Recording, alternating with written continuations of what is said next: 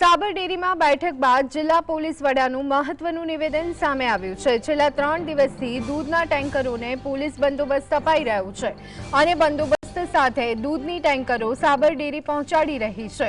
Road પર કેટલાક વ્યક્તિઓએ દૂધના ટેન્કરના વાલ્વ ખોલી અને લાખો લીટર દૂધનું નુકસાન કર્યું।